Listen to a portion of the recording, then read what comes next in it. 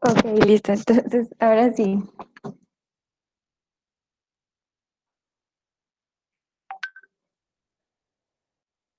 ¿Están viendo la presentación? ¿Me escuchan? Sí, Julio. Sí, Sí, señora. Ok. Entonces, pues vamos a empezar con esta nueva charla.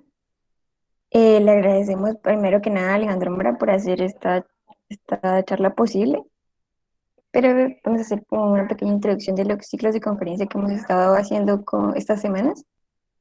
Entonces, agradecer también a la EAG, a Neoil y la APG por hacer este espacio también posible. Entonces, hemos tenido algunas conferencias en este ciclo, como la de la configuración tectónica de la esquina noroccidental de Sudamérica, con Camilo Montes. También los terrenos tectónicos, estratigráficos y genéticos de los Andes del Norte, con Wilmer Giraldo, entre otras charlas que hacen parte de este ciclo. Quiero que sepan que todas las charlas que hemos dado están grabadas y se subieron en el canal de Cuarentena con Geociencias, para que pues les echen un vistazo si se perdieron alguna. Y pues invitarlos también a este ciclo en la parte de aplicaciones de Machine Learning para interpretación del depósitos de aguas profundas, turbiditas en sísmica 3D, que se va a dar mañana a las 6 p.m. con Carelia Lamarca. Cordialmente invitados. Y ahora sí, entonces vamos a empezar en esta charla llamada Formación y Evolución del Valle Inferior del Magdalena y cuencas adyacentes, implicaciones en sistemas petrolíferos, con el PhD Alejandro Mora. Entonces, él es geólogo, magíster en evolución y dinámica de cuencas, doctor en tectónica y análisis de cuencas, trabaja como geólogo en exploración senior en OCOL y en la cuenca del Valle Inferior del Magdalena, Sino San Jacinto y Guajira. Sus principales intereses son la tectónica y sedimentación, análisis de cuencas y sistemas petrolíferos. Entonces, voy a dejar de compartir para que puedas empezar. Listo, bueno, muchas gracias por la introducción. Buenas tardes a todos. Voy a empezar a compartir la presentación.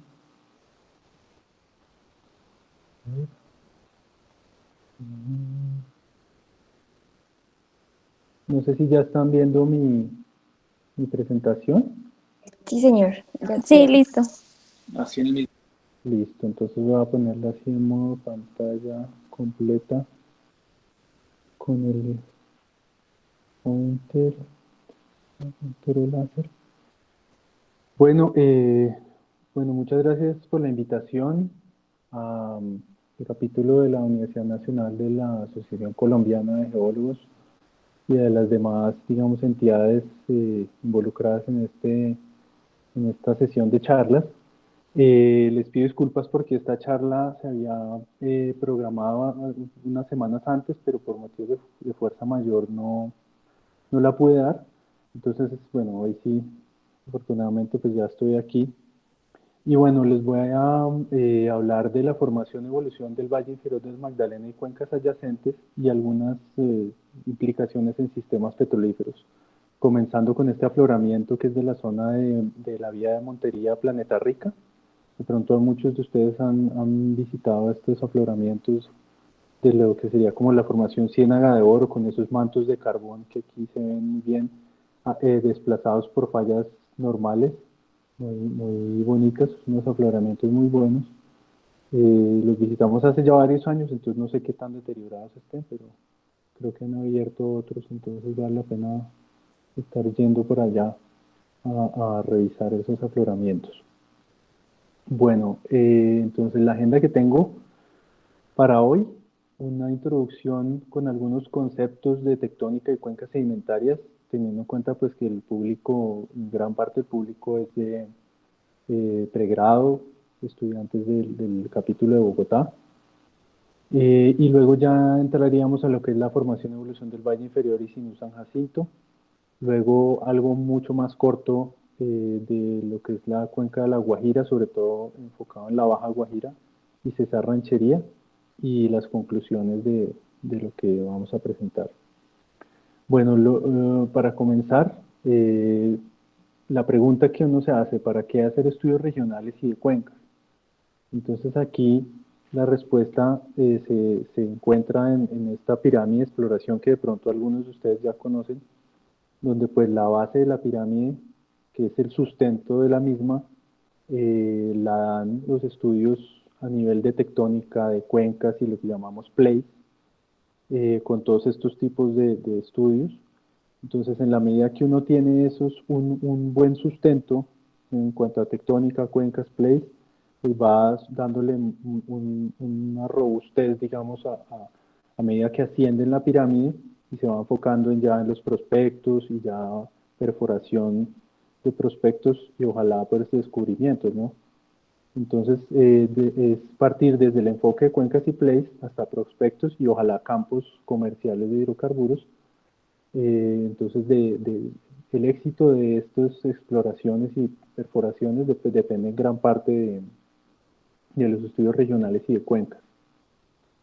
Entonces, bueno, esto es conocido para la mayoría, yo creo, pues el esquema tectónico de placas del mundo con los diferentes límites entre placas, aquí del libro de Frisch, Meche y Blakey, donde se ven los márgenes convergentes en rojo, divergentes en este verde, y de transformación o de rumbo en estos como grises claros. Y bueno, aquí tenemos la zona donde nosotros estamos, el norte, occidente de Sudamérica, interactuando con la placa Caribe. Se notan también los vectores de desplazamiento de las diferentes placas. Y bueno, Sudamérica con Caribe, Nazca y bueno, Cocos también está por aquí. Y bueno, aquí cómo han evolucionado las placas en el tiempo, ¿no? Desde el Paleozoico superior, Jurásico, luego las diferentes separaciones del África, de América, hasta llegar a más o menos a la actualidad aquí. Y bueno, aquí como la mayoría del porcentaje de la superficie de la Tierra pues está eh, cubierta por agua y corresponde a corteza continental y un menor porcentaje a la corteza oceánica, pues perdón, continental. Aquí, bueno, estos diagramas muestran en mayor detalle como un acercamiento y un bloque diagrama de los diferentes límites de placas. La parte extensional aquí, la dorsal mesoceánica, Suramérica y África, pues divergen. Y aquí abajo también se ve el margen convergente entre Sudamérica y la placa de Nazca con la subducción del arco volcánico. Aquí otra dorsal, digamos. Aquí otra zona de convergencia. Y bueno, aquí están los tres tipos diferentes o principales de límites de placas, ¿no? El que ya hemos mostrado ahí, el constructivo, que sería como el divergente, como las dorsales del Atlántico y del Pacífico.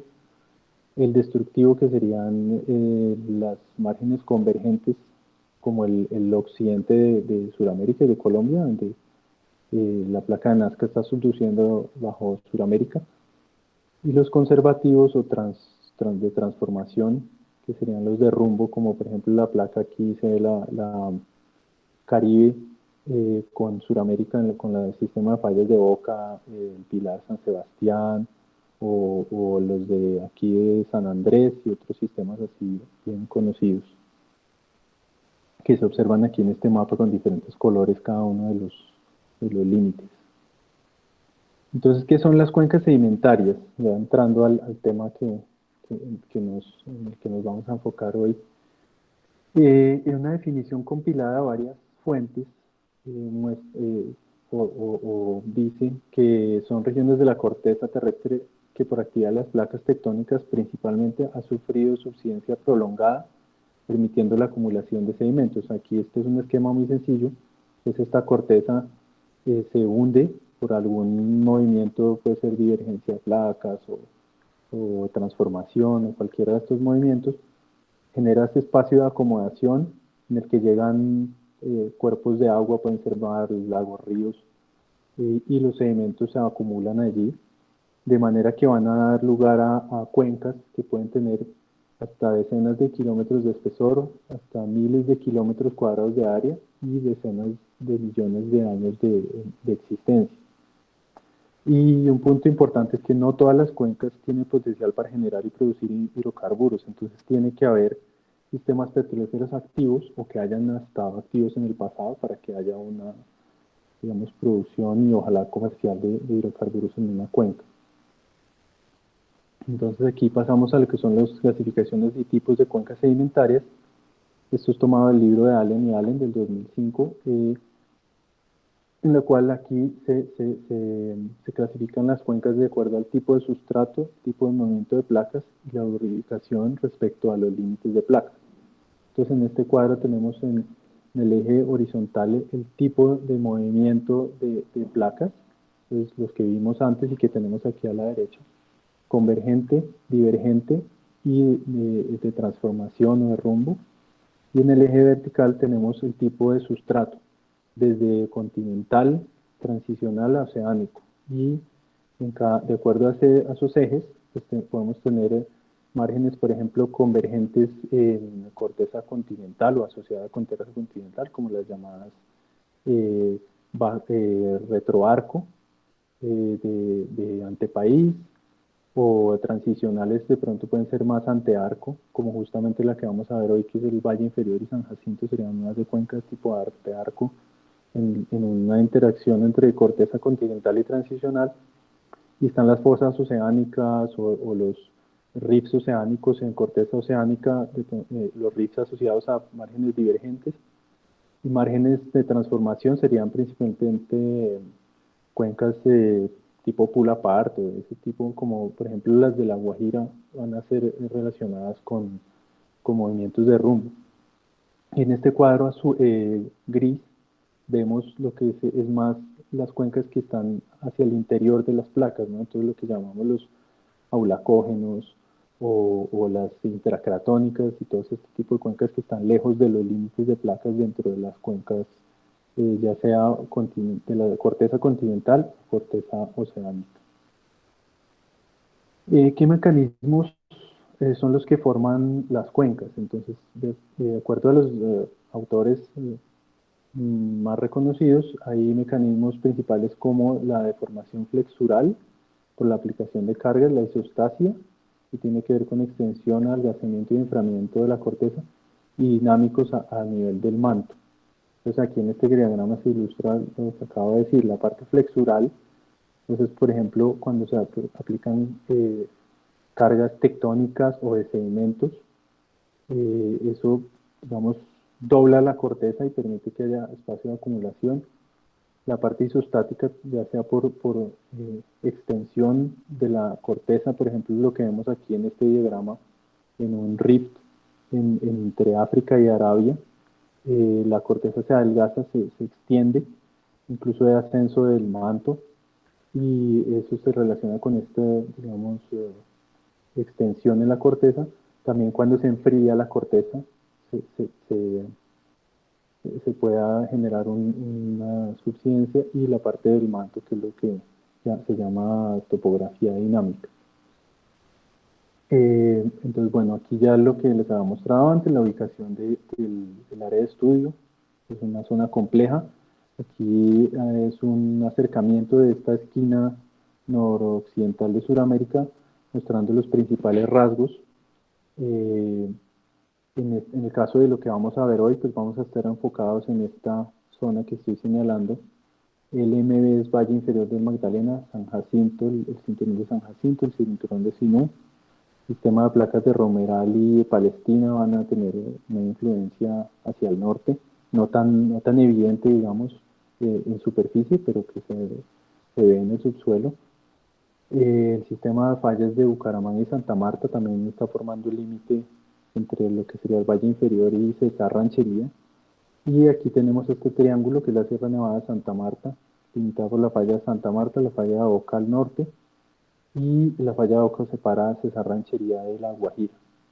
Y bueno, tenemos aquí la parte de la subducción de la placa Caribe bajo Sudamérica y los vectores de desplazamiento. Entonces hoy en día vemos que alrededor de 2 centímetros por año es la convergencia del Caribe con respecto a a una placa suramericana fija.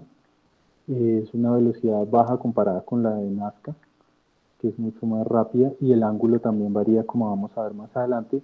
La variación del ángulo justamente es la que causa que aquí del norte, digamos de Antioquia, a la cordillera central, hacia el sur, tengamos un arco magmático activo, como se ven en estos triángulos rojos, y el magmatismo está ausente en esta parte norte, como vamos a ver más adelante. Entonces, esta es la configuración tectónica y estructural de Colombia de acuerdo a dos de los principales trabajos que se han hecho, comenzando por el de Tuzán y Restrepo, que este es uno que sacaron este año, es como una actualización con datos nuevos. De hecho, aquí tuvieron en cuenta los trabajos que parte de lo que voy a presentar hoy ha sido incorporado a este trabajo, en el cual pues ellos utilizan los nombres de tribus indígenas para definir los diferentes terrenos. Y como se ven aquí, pues ellos consideran que ha habido una acreción de diferentes terrenos contra el cratón, comenzando por el terreno Andaquí, Chipcha, y así paulatinamente se han ido acrecionando al cratón digamos, estas épocas, de acuerdo a estos autores. Y el otro esquema tectónico y estructural de Colombia es el de Cediel, que creo que es del de 2003, y sacaron también hace poco un nuevo libro de la tectónica de Colombia, Cediel y otros, donde pues ellos utilizan diferentes nombres para más o menos los mismos terrenos, y presentan mucho más detalle en cuanto a los rasgos estructurales y de pronto terrenos más pequeños, más detallados. Entonces los dos, digamos que uno, el de Restrepo y Tuzán, puede ser más sencillo, eh, menos detallado, y el otro ya tiene mucho más detalle. Son, digamos, puntos de referencia, y el área de estudio, o digamos, esta es la zona que les comentaba que había sido incorporada a los estudios que voy a presentar. Parte de los que voy a presentar hoy están o les permitieron poner esta interpretación así de la continuación de los terrenos del sur hacia el norte, hacia el Valle Inferior y San Jacinto, como se ve en este mapa. Bueno, aquí es simplemente un mapa mostrando la clasificación de las cuencas de la ANH del 2007 y dónde ha estado Jocol y dónde está. Entonces estuvimos en zonas como Putumayo, Caguán, Putumayo, la Cordillera Oriental y Valle Medio. Actualmente nos enfocamos, digamos, en lo que es Llanos, Valle Superior, Valle Inferior, Sino San Jacinto y La Guajira. Y en cuanto a los tipos de cuenca, entonces, de acuerdo al ambiente tectónico que ya vimos, que es principalmente convergente del Suramérica con Caribe y Nazca, pues es de esperarse que las cuencas colombianas estén influenciadas o hayan sido formadas en un ambiente convergente, ¿no? Entonces, de esa manera, lo que vemos aquí es que, de acuerdo a la clasificación de Ingersoll, pues tenemos alrededor de 5 a 6 cuencas de antearco, entre ellas el Valle Inferior, San Jacinto, Sinú, las Pacíficas, Tumaco, Chocó, otras cuencas de retroarco, como lo que son Caguán, Putumayo, Llanos, unas que pueden llamarse retroarco intermontana, como los valles del Magdalena, Cesar Ranchería, y la Cordillera Oriental, que puede ser como un retroarco invertido. Estas serían las cuencas convergentes, que son la mayoría de Colombia, ¿no? Cuencas asociadas a transformación o a rumbo. Bueno, aquí en realidad se me coló esta porque esto es más de la parte oceánica. Pero en Guajira y Urabá serían de pronto los que podrían clasificarse como relacionadas a rumbo. Y las cuencas ya del interior, como la que sería la de Baupés, Amazonas, en esta zona, pues sería una cuenca intercratónica que está pues enteramente, está lejos de los límites de placa, y como restringida a una zona cratónica. Bueno, entonces aquí otro aspecto que es de importancia para las cuencas sedimentarias es el flujo de calor, y sobre todo para los sistemas petrolíferos sí es importantísimo, ¿no? Porque como ustedes saben, pues hay los factores que determinan la eficiencia, digamos, de los sistemas petrolíferos son la temperatura y el tiempo geológico también. Entonces, aquí es otro gráfico mostrando el calor, el flujo de calor en las diferentes cuencas a nivel global. Entonces lo que vemos aquí en la escala de abajo, el flujo de calor en unidades de miliwatts por metro cuadrado, el mayor flujo de calor está asociado a zonas de rifting, que es donde, como vimos antes, pues la corteza se extiende, el manto asciende, entonces el flujo de calor es alto. Y las cuencas más frías son por ejemplo, incluso las antearco, como el valle inferior, uh, y el promedio, digamos, hablando en unidades de flujo de calor, está como en 60, 70 miliwatts por metro cuadrado, es esta barra gris que estoy señalando acá. De manera que, como nosotros estimamos en el valle inferior, estamos por debajo, estamos alrededor de 40, 35 miliwatts por metro cuadrado en valle inferior y San Jacinto. En general, las cuencas de antearco son más frías que el promedio, lo cual podría ser, digamos, no muy prospectivo, ¿no?, para la parte de hidrocarburos. Y aquí tenemos abajo la tabla del gradiente geotérmico de la ANH, de las diferentes cuencas, y el mapa también de gradiente geotérmico de la ANH, donde muestra estos colores azules y como fríos, son los bajos gradientes, como se ve el Pacífico es frío, y el valle inferior no se ve tan frío, hay incluso una anomalía por acá en la zona de Morrosquillo, una anomalía caliente, pero es mucho más frío que, por ejemplo, los llanos, ¿no? Si ustedes miran aquí, los llanos tienen gradientes de más de 20 grados centígrados por kilómetro, 30, no sé. En cambio, aquí estamos hablando como de menos de 20, un promedio de 20, y en el Pacífico menos de 15. Entonces, eso digamos, va a tener implicaciones importantes en los sistemas petrolíferos.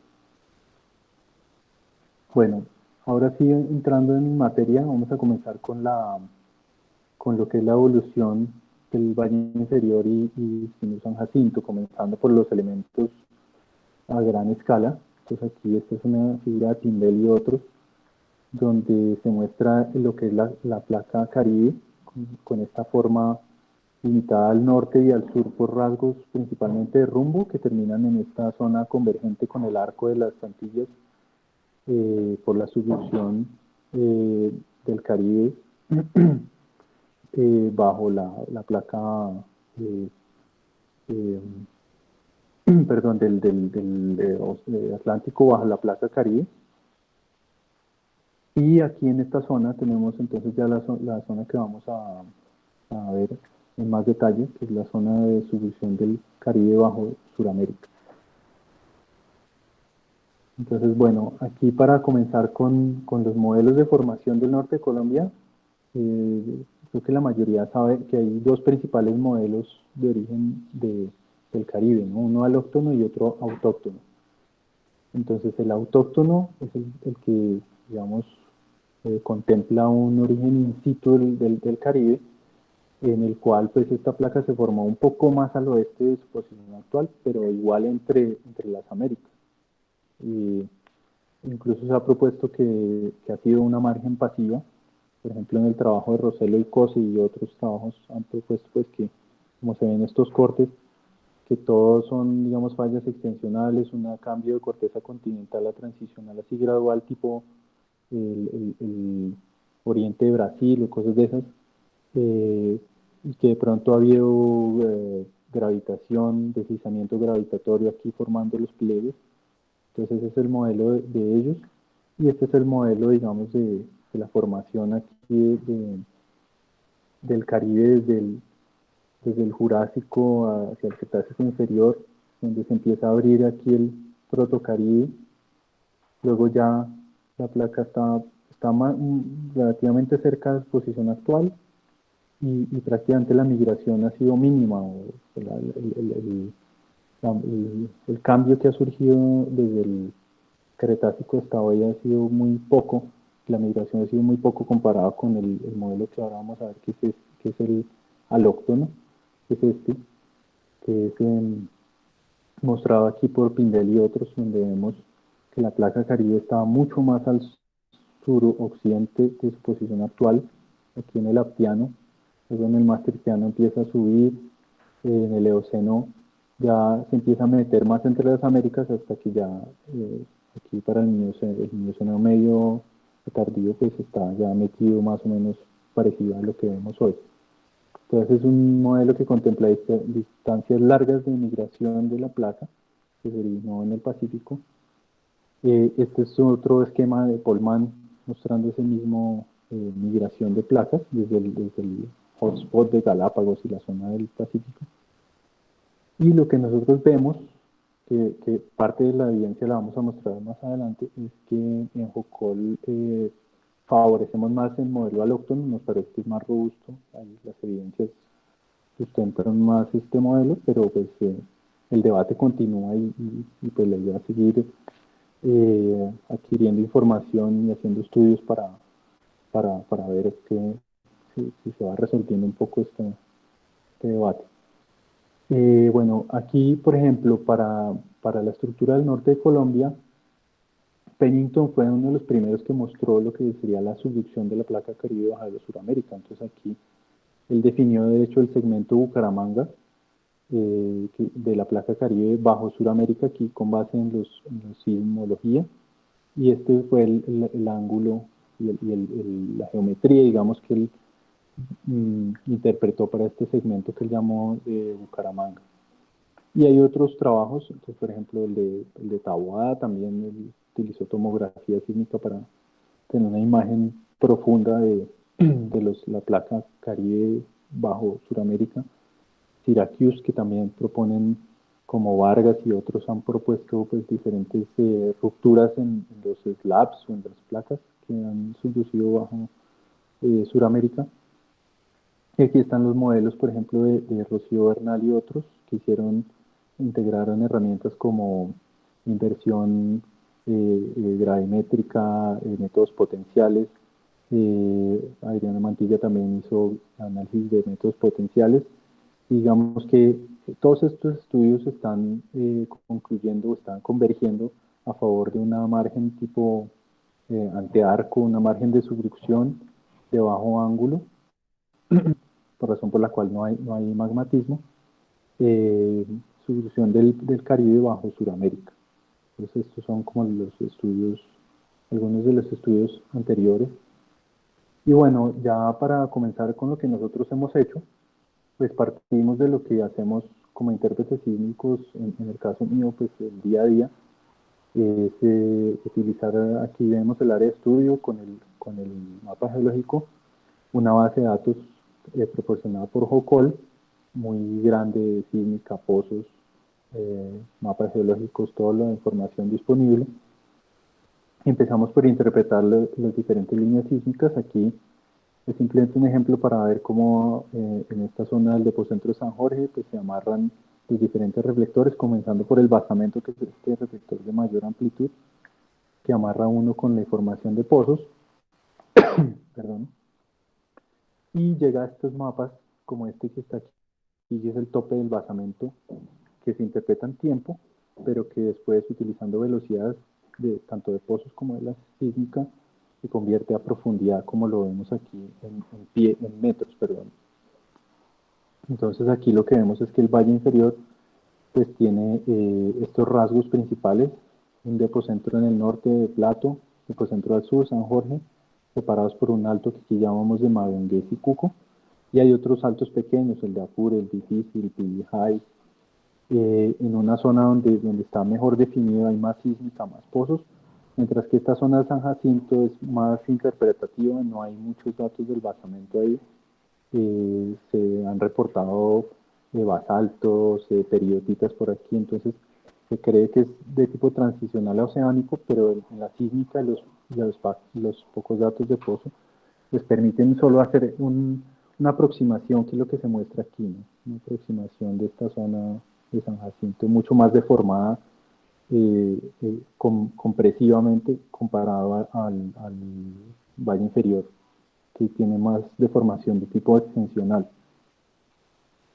Y Aquí estoy mostrando una transecta pasando del valle inferior hacia el prisma de acreción y la zona de subducción en la costa afuera colombiana, donde aparte de interpretar ese mapa de basamiento que veíamos que corresponde a este nivel que estoy señalando aquí, pues también interpretamos un poco de líneas costa afuera, tratando de mirar cómo era la subducción desde el Caribe, y lo que llegamos a la conclusión es que hay unos reflectores por aquí en la, digamos, cuenca Colombia, en la cuenca profunda, que uno podría traer hacia esta zona que se ve por acá, y más o menos amarran, al convertirlos a profundidad, amarran muy bien y puede tener uno una imagen más o menos con una buena aproximación a una placa que está subduciendo de bajo ángulo bajo Sudamérica, que sería la placa oceánica del Caribe. Tenemos aquí una zona del prisma de acreción, un prisma de acreción más viejo, que sería San Jacinto, y detrás una cuenca que ya sería como una antearco. Y los cambios también en la corteza, los tipos de corteza que voy a mostrar más adelante. Entonces aquí hicimos también una integración sin ser yo sismólogo ni nada, simplemente me puse a mirar cómo se veían los datos de los sismos de los últimos, eso fue en el 2017, entonces fue como del 2000, de ahí en adelante, y tratando de amarrar diferentes fuentes de información, ¿no? Sobre todo la sísmica de reflexión, que es la que uno tiene para definir la corteza continental cabalgante, y lo que uno interpreta de la que sería la corteza oceánica que estaría subduciendo, y que amarra más o menos al convertir ese tope de la corteza oceánica a profundidad, nos estaba más o menos dando un buen amarre con lo que son los sismos, que aunque son muy dispersos, son principalmente en esta zona. Aquí estoy mostrando los sismos en estos punticos de colores, donde los colores morados son los más profundos y los más someros son los rojos y amarillos. Entonces es una zona donde hay baja sismicidad, de baja magnitud. Entonces eso también ha dado lugar a que la gente diga, no, es que ahí no hay subducción, cuando lo que nosotros pensamos es que eso es simplemente de acuerdo al tipo de subducción que hay, ¿no? De pronto está muy lubricada, no se transmiten muy bien los esfuerzos hacia arriba, como pasa en otras márgenes a nivel mundial. Entonces no es ningún problema tener baja sismicidad en esta zona. Eh, no es incompatible con una subducción de bajo ángulo. Y bueno, aquí en este mapa vemos cómo se ve los sismos con el basamento, los contornos del basamento que interpretamos aquí en esta placa Caribe en el Valle Inferior y San Jacinto. Bueno, entonces ya para mirar uno de los resultados que obtuvimos de nuestros estudios, y partiendo este era el mapa de Tuzán de los terrenos del 2011, donde vemos aquí que tenían uno Pancenú, Tajamí, pero tenían interrogado aquí, no se sabía muy bien qué estaban, Sierra Nevada de Santa Marta y el norte de la Cordillera Central. Entonces nosotros tratamos de llenar ese hueco con los datos que tenemos de sísmica, de pozos. Entonces de sísmica tenemos el mapa estructural que se ve aquí en colores, con los rasgos que ya describí antes, y los pozos aquí coloreados de acuerdo al tipo de basamento que perforaron, y algunos con dataciones. Entonces tenemos dataciones estas como las de Silva y otros del trabajo de 2016, creo, y unas que hicimos nosotros aquí en los pozos Bonga, en Hojarasca y en este estratigráfico, los cuales nos están mostrando, digamos, a manera así de conclusión preliminar, que hay una buena correlación entre los terrenos de Sierra Nevada de Santa Marta y del norte de la Cordillera Central con lo que vemos aquí abajo, donde encontramos rocas triásicas metamórficas, principalmente metamórficas, intruidas por plutones del Cretácico tardío, lo cual nos correlaciona muy bien con lo que vemos aquí y aquí, ¿no? Tenemos aquí estos terrenos termotriásicos intruidos por plutones, como por ejemplo el batolito antioqueño y otros plutones relacionados. Y otro aspecto que de pronto es más novedoso fue que en este pozo el basamento de ese pozo, que fue un basamento granitoide. Encontramos, utilizando isótopos de lutecio hafnio, encontramos una afinidad de este basamento más juvenil, como si hubiera intruido de pronto una corteza transicional a oceánica, diferente a lo que se ve más, por ejemplo, en los pozos Sicuco y otros, que sería más de este tipo. Entonces esta población sería más de tipo, por ejemplo, los pozos Hojarasca, PIN 15, y los trabajos anteriores muestran una afinidad más continental, mientras que este Bonga tiene una afinidad más oceánica, lo cual, digamos, es un dato como novedoso. Vale la pena seguir haciendo más datos para confirmar si de pronto esta parte por aquí está más incluida por corteza transicional a oceánica. Y bueno, cuando integramos la parte de los métodos potenciales, vemos algo similar. Pues aquí vemos en la izquierda el mapa de gravimetría, mostrando la correlación. En el fondo se ve el mapa sísmico y cómo la gravimetría refleja esos depocentros y altos de basamento. La magnetometría refleja también datos altos, de pronto más detallados, y permite buenas correlaciones, por ejemplo, anomalías magnéticas en la zona de Cerro Matoso y donde afloran las peridotitas. Se ve muy bien una anomalía positiva magnética aquí, alineada con este curioso orientación sur-norte.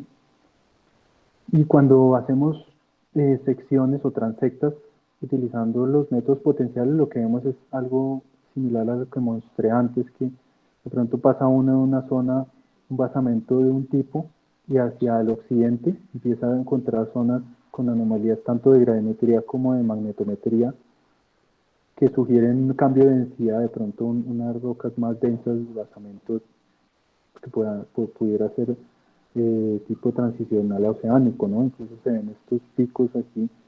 Aquí se ve, por ejemplo, la correlación muy buena, este alto magnético, magnetométrico, que sería donde afloran los periotitos llamadas periotitos de planeta rica y donde están las explotaciones de Cerro Matoso de ferroníquel.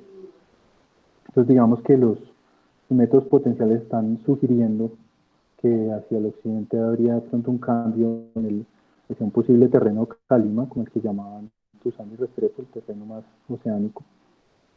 Y también hicimos una división del basamento en familias de fallas. Entonces aquí vemos que las dos principales familias son esta verde, en esta orientación suroccidente-nororiente, que ocurre principalmente al nororiente del valle inferior, y esta roja, que es suroriente-noroccidente, que es la que estaría formando, por ejemplo, el Depocentro, el Graben de San Jorge, y que también tiene buena correlación con afloramientos, por ejemplo, está verde con las San Lucas, y está roja de pronto con esta parte del Batolitio pequeño, al lado y lado, curiosamente, del sistema de fallas de Palestina. Entonces, este sería de acuerdo a lo que vimos, este sería de pronto la más vieja, la roja, y este sería un poco más joven, y bueno, habría también unos rasgos similares que todavía no han sido oscurecidos por la tectónica convergente o contraccional que hay aquí en San Jacinto, como por ejemplo lo que se ve aquí en el norte de San Jacinto. Entonces, bueno, después de haber hecho como esas integraciones de datos, de pozos, de familias de fallas, etcétera, ¿qué se puede decir acerca del origen de la fábrica del basamento? Pues lo que nosotros pensamos o proponemos es que las fallas verdes, la familia 1 de fallas verdes que ocurre hacia el nororiente del valle inferior, estaría relacionado con el rifting que ya se ha reportado desde hace décadas,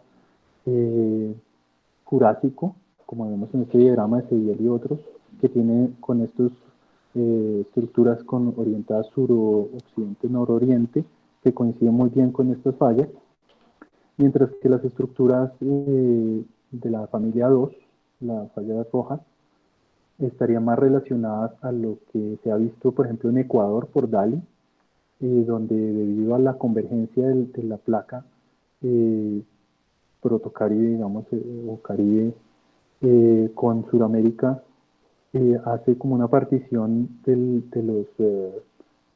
los esfuerzos, de manera que se generan extensión paralela al arco magmático, generando estas fallas, que son más o menos las que vemos aquí como en San Jorge.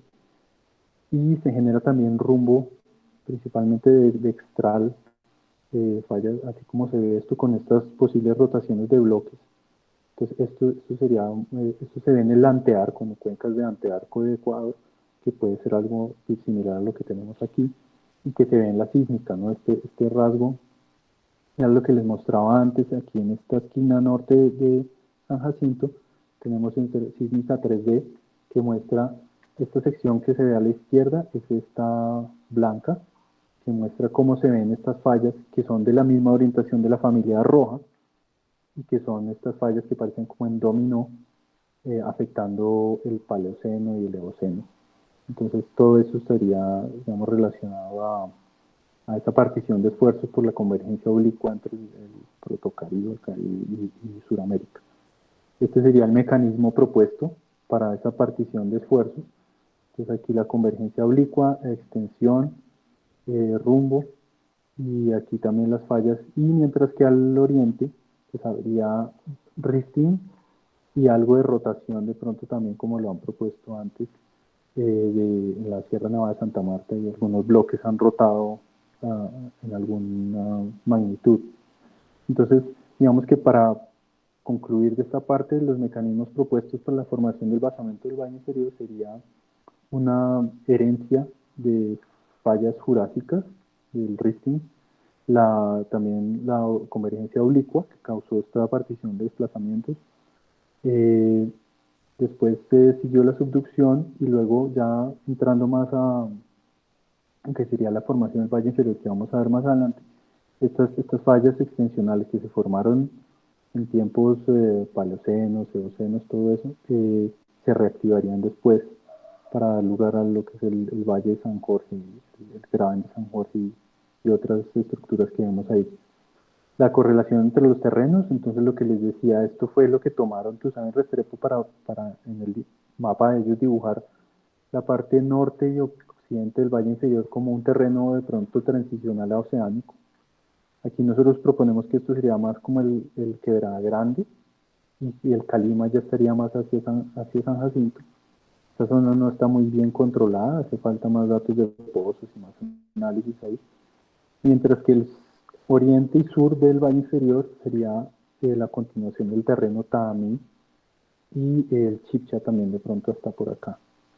Y bueno, esto es simplemente una restauración, sino correlacionar al esquisto de Santa Marta con posibles esquistos aquí en Algarrobo, que fue el mismo criterio que utilizó, creo que fue Chance, en su trabajo para proponer que alrededor de 100 kilómetros ha sido el desplazamiento de esta falla en los últimos millones de años.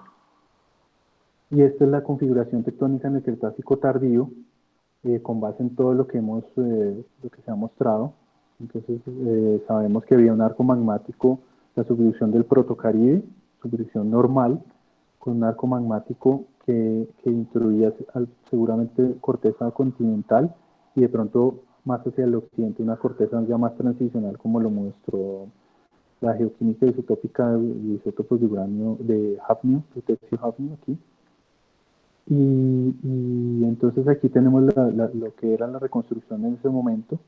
Seguramente había un mar, el arco magmático estaba subacuoso, conectando, como lo han mostrado algunos estudios, podría haber conexiones entre el mar de la Luna y Umir con el mar de Canzona. De manera que, digamos, yo pienso que sí hubo depósitos cretácicos cubriendo esta zona del Valle Inferior, pero después fueron erosionados y han sido casi completamente removidos. Y otro punto interesante es que uno ve hoy en día cómo es la configuración. Aquí tenemos la placa actual de bajo ángulo, y el plutón de Bonga está muy cerca a la fosa. Entonces, digamos que la teoría dice que hay alrededor de 250 kilómetros de la fosa al arco magmático. Entonces, eso querría decir que de pronto parte de esta corteza continental fue erosionada desde el Cretácico hasta hoy. Bueno, entonces ahí terminamos con lo que es el valle inferior. Ahora entramos a la parte sedimentaria, que es donde las rocas más viejas están en el área de Sinú San Jacinto. Aquí de hecho tengo un mapa resaltando lo que son las secuencias o las rocas preoligocenas en San Jacinto, y esta discordancia en morado, que es la discordancia del Eoceno inferior a medio, que voy a resaltar de aquí en adelante. Esta es la estratigrafía de Sinú San Jacinto. Entonces aquí tenemos cómo cambia la estratigrafía del valle inferior, donde tenemos un basamento más continental que está infrayaciendo a secuencias principalmente neógenas, de pronto del Oligoceno o Eoceno medio al reciente, mientras que en San Jacinto ya tenemos secuencias mucho más viejas, desde el Cretácico superior, limitadas por discordancias.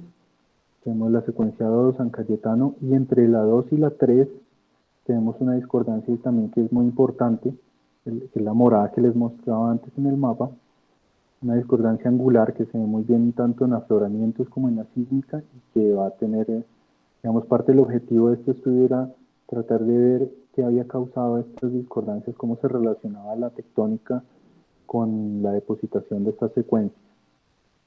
Entonces aquí, estas son una serie de transectas de sur a norte a lo largo del Valle Inferior de San Jacinto, mostrando varias cosas. En primer lugar, que la actividad de la falla romeral, que sería como esta zona de aquí donde afloran las peridotitas y se ve la angularidad en algunas partes aquí en las diferentes secuencias, esta actividad de esta falla romeral disminuye de sur a norte, de manera que en la parte central a norte del Valle Inferior de San Jacinto ya prácticamente ha sido fosilizada, y fosilizada por las secuencias 3 y 4, es decir, el Eoceno inferior o el Eoceno medio prácticamente ya está muy poco deformado, y toda la deformación ha sido, digamos, causada por unas fallas ya más profundas, que son las que están levantando y están activas más hacia el occidente, hacia costa afuera, ¿no?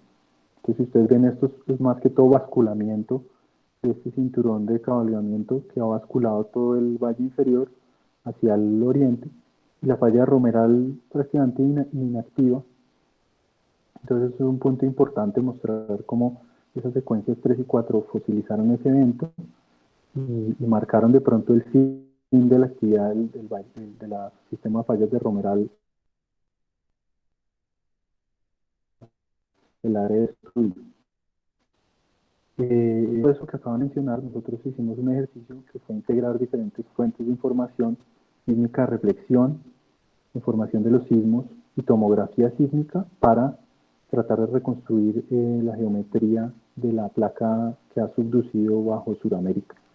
Y lo que vemos es que tendría más o menos esta geometría hasta aquí llegarían la información de los sismos, y por aquí sería más tomografía como el trabajo de Besada y otros del 2010. Y aquí lo que hicimos fue tratar de retrodeformar o llevar la entrada de esta placa a la fosa, utilizando diferentes velocidades de convergencia de acuerdo a los modelos que hay en la literatura, principalmente estos dos, Boschmann y Matthews. Con diferentes velocidades llevamos esto a la fosa, y curiosamente lo que vimos es que esta slab o placa oceánica habría entrado a la fosa entre 43 y 56 millones de años, entonces alrededor del Eoceno inferior a medio, que correlaciona con la discordancia que mostré morada antes y que les mostré en las secciones anteriores. Y también, si miramos las reconstrucciones por ejemplo, en este software de Gplate, vemos cómo la placa Caribe, asumiendo el modelo alóctono, la placa Caribe va migrando desde el Cretácico hacia el noreste, y luego hacia los 45, 50 millones de años se choca con Norteamérica y cambia su rumbo, y ya empieza a meterse como en sándwich entre las dos Américas.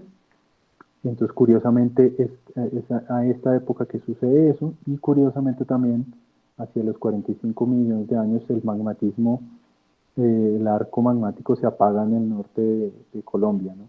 Como veíamos, pues ahí había un arco magmático cretácico y eso que seguía hacia el norte, pero ya hasta hoy no había evidencia como de magmatismo clara después del Eoceno medio. Entonces digamos que ya integrando todas estas fuentes y ejercicios que hemos hecho y hicimos también un ejercicio que fue mostrar en este gráfico la convergencia entre el Caribe y Sudamérica en cuanto a oblicuidad y a velocidad de convergencia. Y lo que vimos es que hay un cambio muy notorio, muy importante, justamente en el Eoceno inferior a medio, en esta ventana que estoy mostrando aquí. La oblicuidad y la convergencia ambas, y la velocidad de convergencia ambas disminuyeron notoriamente en esa época. Y aquí ponemos algunos eventos importantes.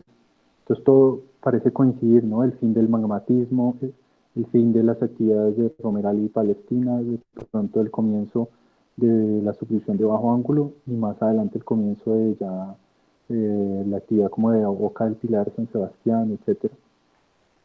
Entonces digamos que con esto estamos haciendo un vínculo entre lo que fue la tectónica y la depositación de estas secuencias que para nosotros también fueron en antearco, o un antearco con un arco magmático activo, eh, que después fue deformado y tenemos lo que tenemos hoy en día en el cinturón de San Jacinto.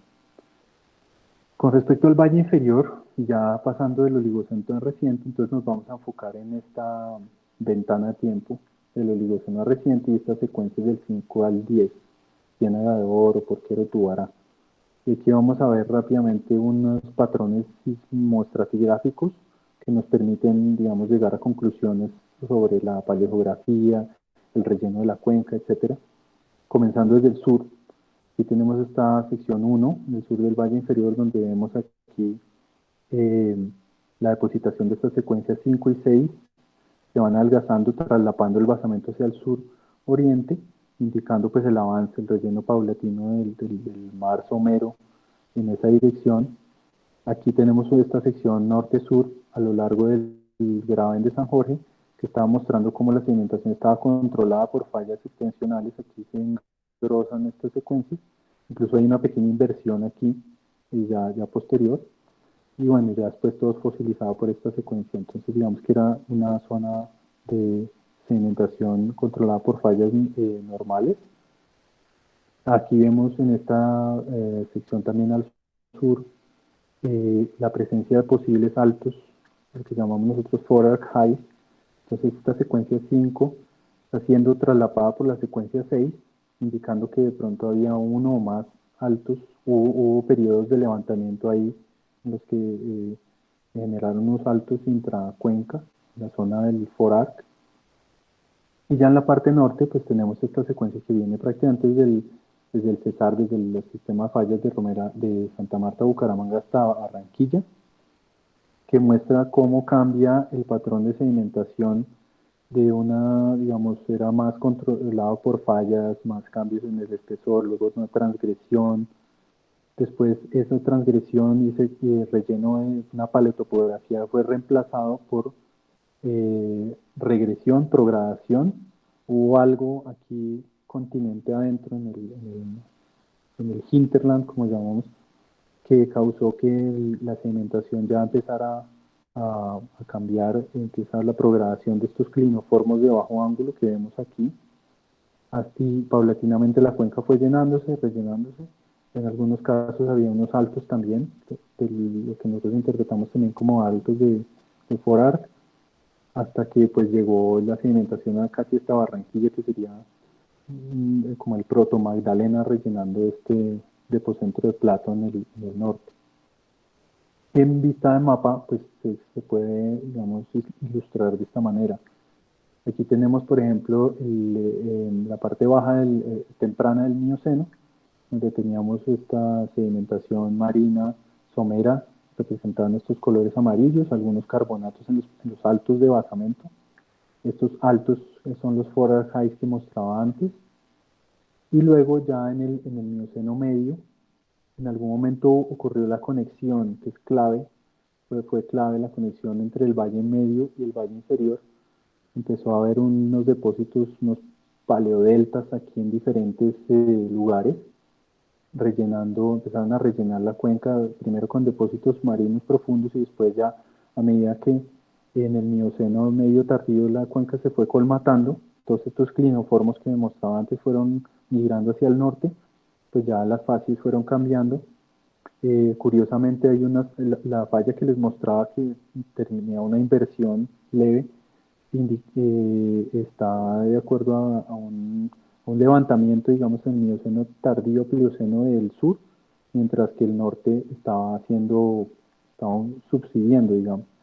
Y este patrón se invierte ya del Pleistoceno al reciente, hasta nuestros días, donde vemos que hoy el área del plato está levantada, mientras que esta es la presión momposina, ¿no? Que es una zona como una represa donde que llegan el río Cauca y el Magdalena y están casi represados y finalmente escapan hacia el norte. Entonces esta zona sigue subsidiendo hoy en día. Bueno, ya que el Magdalena llegó a sus deltas, de acuerdo a los estudios que hay de Romero y de otros, migró hasta llegar a su posición actual, y mientras que también el área de Sinú se levantó, la formación del río Sinú, y hasta llegar a, digamos, a la situación que tenemos hoy en día.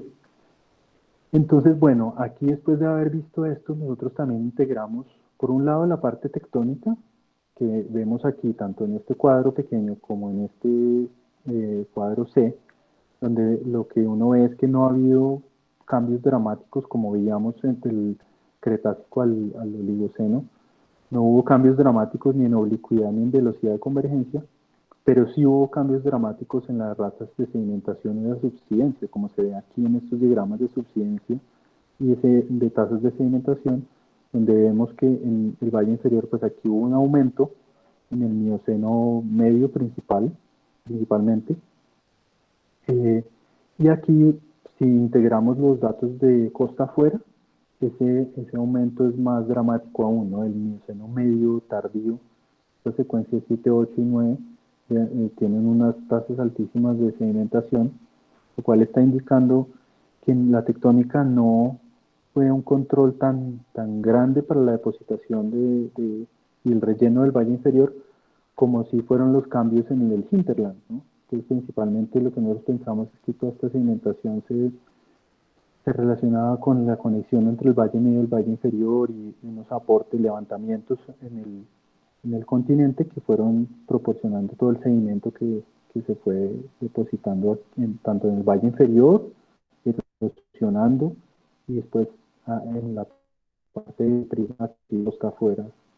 Eh, y de manera que, bueno, en este diagrama ya se está concluyendo de manera gráfica, se estamos resumiendo la evolución del área. Desde la subducción normal del Cretácico al Eoceno, con el arco magmático activo.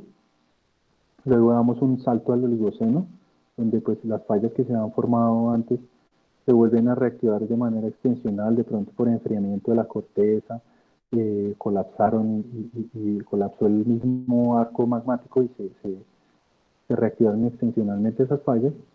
Empieza el relleno de la cuenca, empiezan a aparecer estos forar highs, y luego cuando ya la conexión entre el Magdalena medio e inferior digamos, evidente, empieza a actuar, pues ya empieza a rellenarse la cuenca, siguen actuando estos forar highs, que para nosotros son una expresión de lo que llamamos underplating. No sé la verdad cómo se podría traducir eso al español, pero aquí lo interpretamos como el sedimento que llega a la fosa, rellena la fosa, como se ve hoy en día la fosa está rellenada, entonces el sedimento baja por el canal de subducción, lubrica el canal de subducción, que eso también influye en la poca sismicidad del área, y genera como un dúplex sin una deformación que estaría influyendo en este levantamiento de lo que es hoy San Jacinto, hasta llegar a la situación que tenemos hoy, ¿no? Esta es una cuenca de antearco, separada, tiene este forar high que sería como San Jacinto, que a su vez era una cuenca de antearco más vieja. El prisma de acreción, y bueno, aquí simplemente para mostrarles lo que nosotros interpretamos como ese underplating, que serían estos, aquí de pronto uno puede ver dos escamas aquí que podrían ser como esto, y que curiosamente están debajo de San Jacinto, ¿no? Entonces de pronto este levantamiento de aquí es el que está influyendo o ha influido incluso en el pasado los four archives que se reportan o que interpretamos nosotros en San Jacinto. Entonces, de esta manera, pues lo que vemos es, o lo que concluimos de la formación y evolución del valle inferior es que los controles principales fueron el flujo de sedimento, especialmente en cuanto a la conexión con el valle medio y de pronto Cesar también, u otras áreas. Levantamiento de la misma Sierra Nevada de Santa Marta puede también haber aportado importantes sedimentos. En la estructura del basamento, la herencia de esos rasgos viejos del basamento que se reactivaron, y la subducción de bajo ángulo, porque si hubiera seguido la subducción normal con un arco magmático hubiéramos tenido una cuenca totalmente diferente, ¿no? Y bueno, esto no voy a entrar en el tema ya de modelamiento. Tenemos otra charla y otros resultados por mostrar en ese aspecto, pero solo para mostrar la importancia de los estudios que acabo de mostrar para, como input, como datos de entrada, para hacer modelos de cuenca, ¿no? Modelos, estoy hablando de modelos de sistemas petrolíferos que generalmente se hacen en software que reconstruyen la historia termal y de maduración, de generación de la roca, que es más o menos lo que estoy aquí resumiendo en estos diagramas con las posibles cocinas de hidrocarburos aquí, para dónde migró los hidrocarburos, etcétera. Entonces esto es tema de otra charla, pero es para, digamos, mostrar la utilidad y la importancia de los estudios regionales y de tectónica de placas para construir estos modelos que a su vez van a ayudar a reducir el riesgo en la exploración. Bueno, perdón, voy a tomar un poco de agua.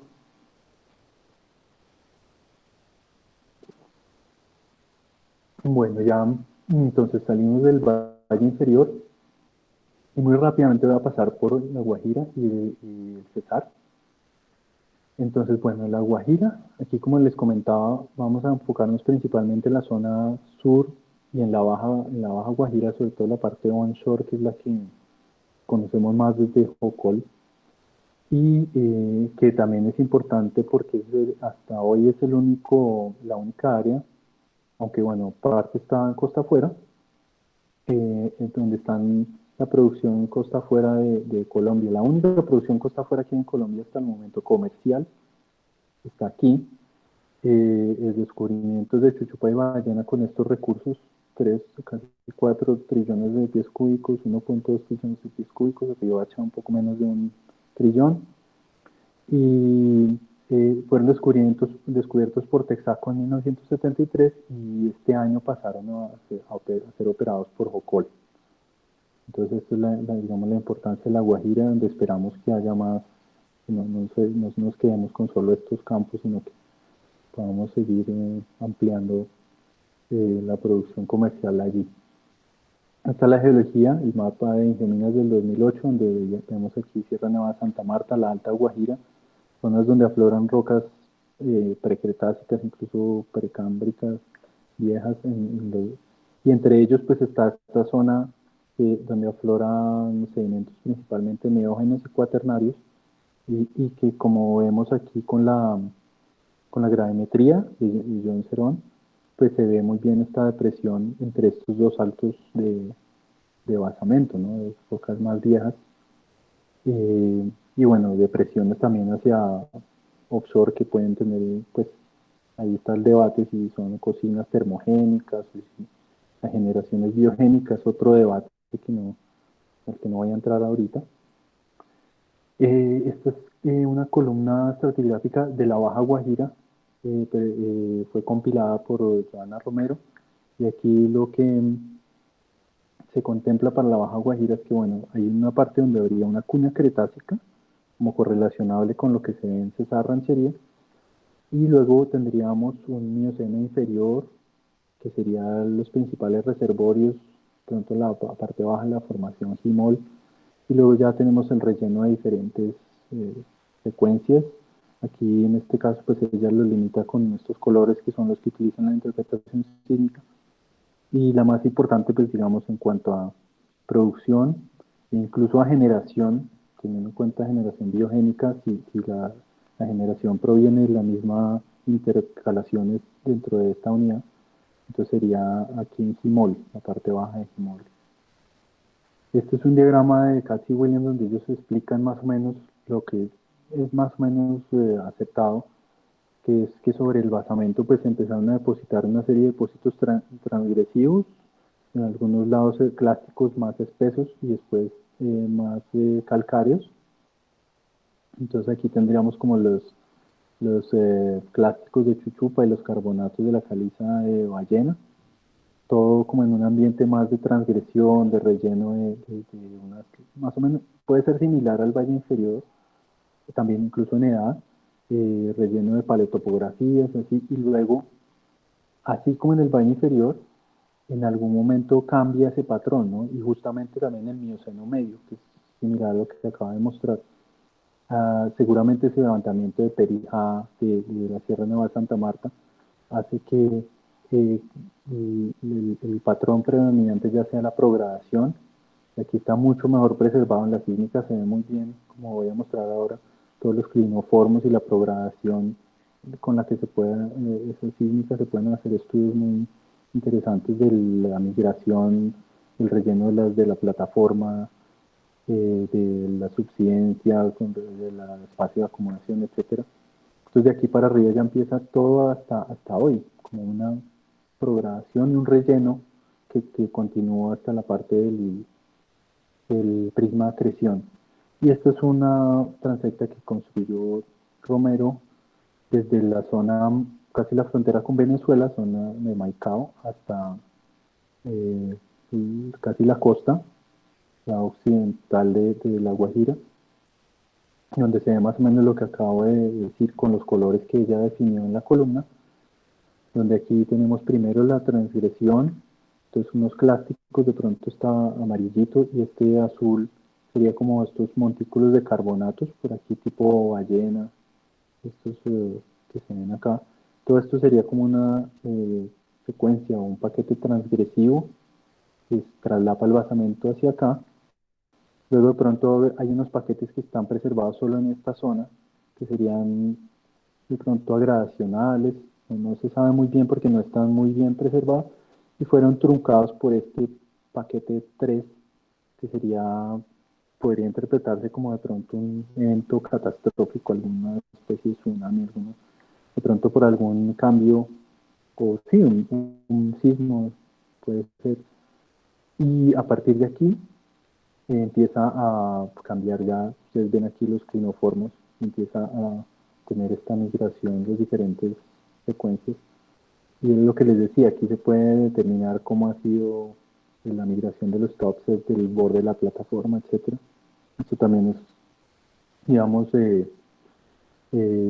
material para otra charla, solo eso.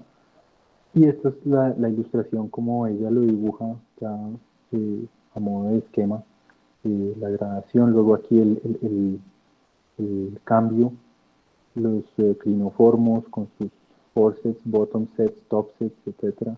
Los cambios, cómo cambia la relación de acomodación contra sedimentación, etcétera. Uno puede hacer estudios como los que hacen Ron Steele y todos esos por allá en Texas, todos estos investigadores. Entonces aquí, por ejemplo, tenemos los mapas que se hacen desde el basamento. Entonces aquí tenemos el mapa del basamento que, como les decía, aflora aquí en la parte de la Alta Guajira, se profundiza, muy parecido a lo que vimos en la gravimetría también. Y aquí empieza uno a mirar cómo se rellena ese basamento. Entonces esta es una de estas secuencias que rellena. Aquí el basamento está en color gris en el fondo, y esta puede ser una de las secuencias que empieza a rellenar. Y si ustedes se dan cuenta, aquí donde hay una zona de 3D, donde hay sísmica 2D, pues uno es muy difícil detallar, como por ejemplo aquí donde hay sísmica 3D, sí se pueden ver bahías, entradas, salientes, cosas así. Entonces depende eso de los datos que uno tenga. Y uno puede entonces mirar las secuencias, los mapas al tope de los diferentes niveles y los espesores también entre los diferentes niveles. Entonces, por ejemplo, aquí tenemos los espesores entre secuencias del Mioceno medio a tardío. Vemos aquí cómo las partes más gruesas están aquí en los centros de los clinoformos, indicando de pronto aportes aporte de migración en estas direcciones. Curiosamente también podría haber un aporte de la Alta Guajira, como se demuestra aquí, no solo de Santa Marta y de Perijá, sino de la Alta Guajira. Y aquí también, este es el mapa de espesor entre el basamento y el tope de nuestra secuencia, donde pues muestra aquí los tops. Este es el mapa como de la erosión que les mostraba en la slide anterior. Aquí están los tops o las secuencias más proximales, y luego baja uno aquí a la plataforma y ya están los bottoms ahí. Y lo que hemos visto es que, de acuerdo a la literatura, hace 16 millones de años, o que coincide más o menos con esa erosión, que es la que hace este cambio aquí, hubo unos levantamientos, pulsos de levantamiento en Santa Marta. Entonces todo eso, ahí la idea es ir amarrando los datos que uno tiene de los, de los terrenos que se levantan, para mirar cómo cuadran con lo que uno ve en las zonas donde hay sedimentación, ¿no?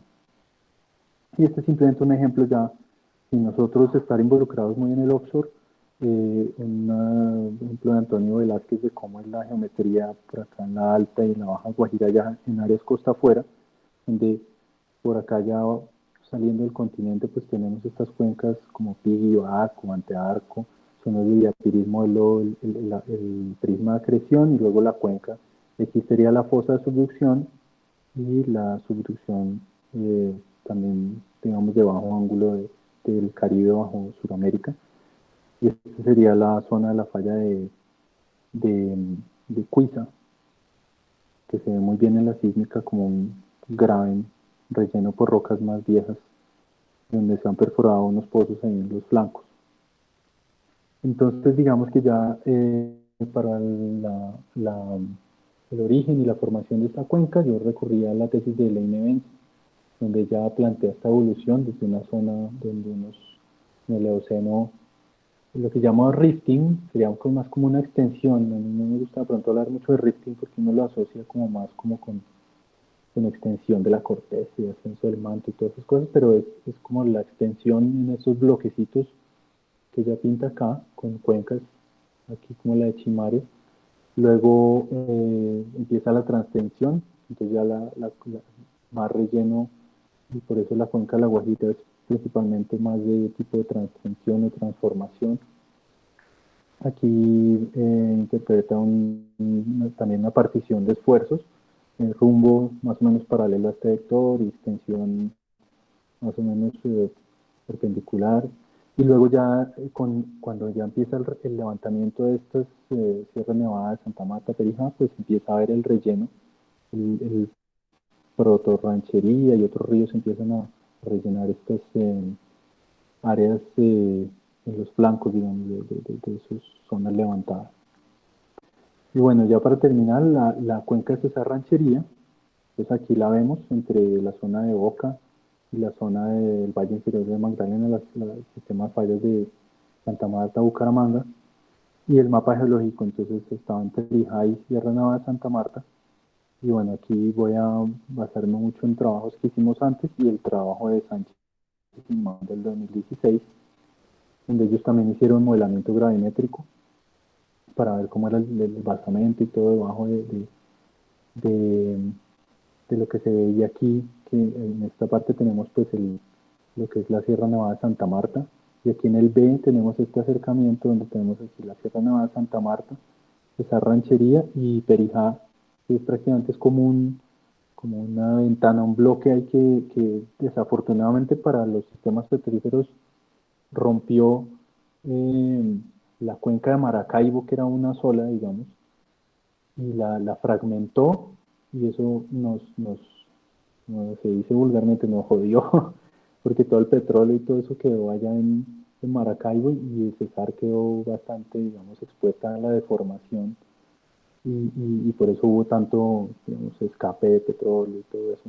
No es tan prolífica ni comparable con lo que tenemos en Maracaibo, ¿no? Entonces, bueno, esta es la columna estratigráfica. Estos sí son unos trabajos que hicimos cuando yo estaba hace años en Drummond. Esta es la estratigrafía, donde tenemos una estratigrafía muy afín al valle medio del Magdalena.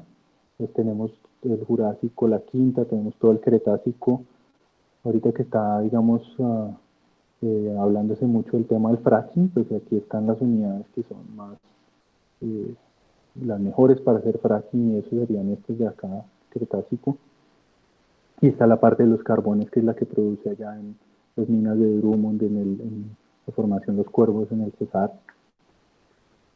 Porque sí, digamos que desde el punto de vista actualmente de hidrocarburos, solo hay una producción comercial muy, digamos, eh, poco significativa en el campo Compay, que produce estas arenas calcáreas y calizas de la formación Socuy, o el miembro Socuy de la formación Molino.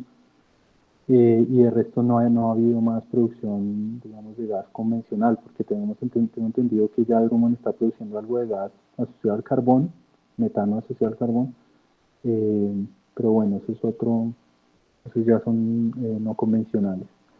Y aquí para mostrar cómo es la estratigrafía, los cambios de, por ejemplo, del valle inferior a Cesar, y cómo Cesar y Catatumbo pues estaban conectadas, eran la misma cuenca, se separaron ahí cuando se levantó Perijá.